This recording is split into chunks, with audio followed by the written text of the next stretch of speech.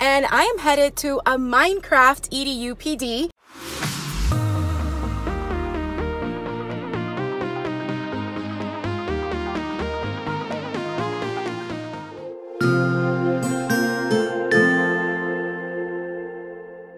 Good morning, everyone. Welcome to Friday, October 26, 2018.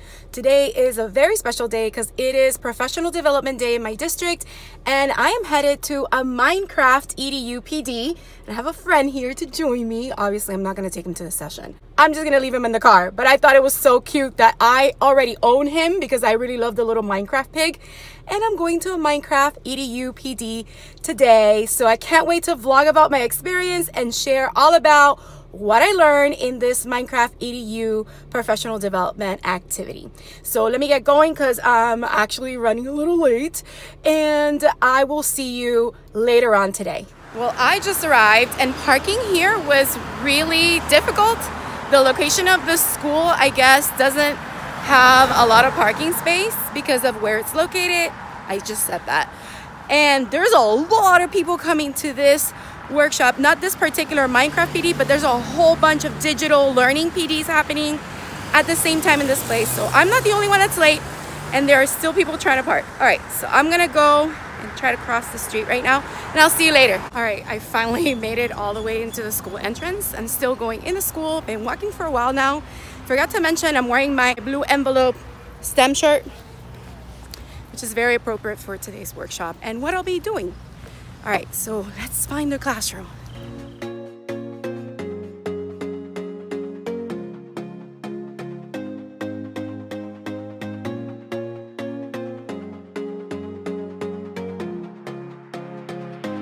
Okay, I made it. I wasn't the only one late, and there are still many people coming in, and our room seems like it's a small class for now, but I am stopping to use the restroom before we get started, and I'm very excited to see what we learned today.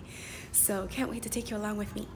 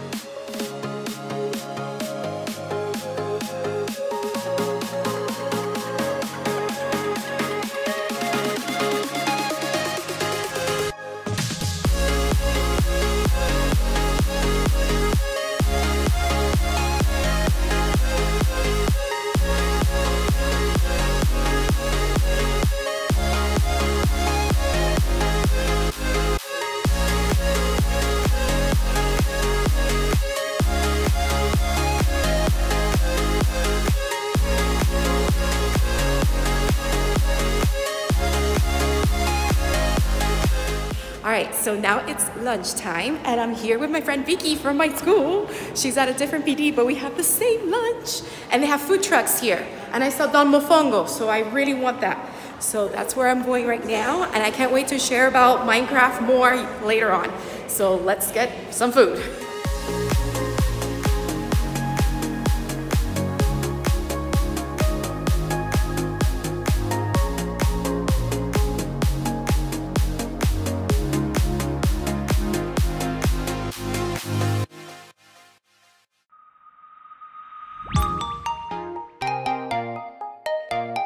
right, so I just finished getting lunch, but I haven't even eaten. I was in that line for pretty much the whole entire hour, so I'm just gonna take it in the room and eat a little bit at a time, slowly. I hope the teacher doesn't mind. So I'm back at the classroom, so I'll see you later.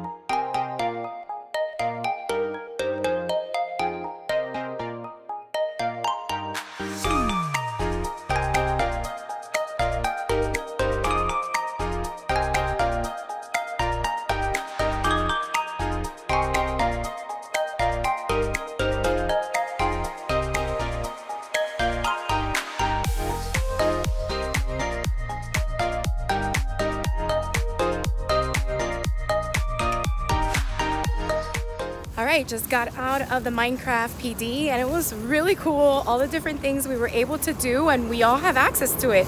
And it's something new because as I was in the PD, we got a briefing from the district saying that we all have access to Minecraft EDU, the students as well. So sorry, there's a loud plane passing over me. I have a small trek to make it to the car.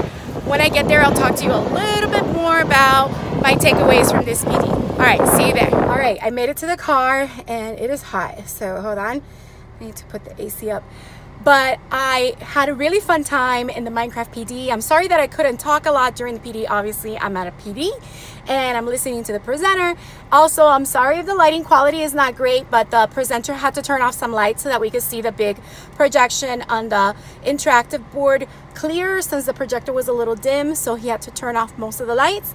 But I hope that you were able to see some of the different things I was able to do with Minecraft EDU. He had us exploring how to use the controls, how to create a world, how to manipulate the commands, how to create a world where you put NPCs, which are non-playable characters, like you saw the one that I created named Miss Sanchez, where you can attach URLs that will take the students to another website, maybe where you have a problem or a passage or something that you want them to interact online with, along with Minecraft. Minecraft is still on, even though they go to that website. As you saw, I could easily go to the website and then get back to Minecraft and continue doing what I needed to do in there.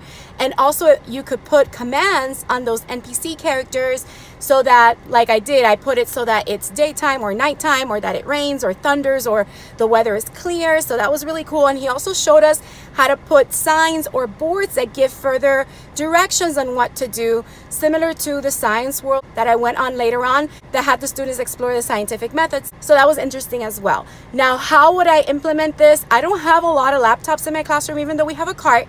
We share it with 2 other teachers. So we each have about 7 laptops each. So I'm not a one-to-one classroom, but I guess I could make it into like a center, or I can write another Donors Choose. I've been thinking of writing one so that I can get some Chromebooks and maybe little by little build up on my Chromebook collection so I have my own Chromebooks that the students can use, or for now, put 2 students per laptop and have them take turns in completing different tasks on the online world.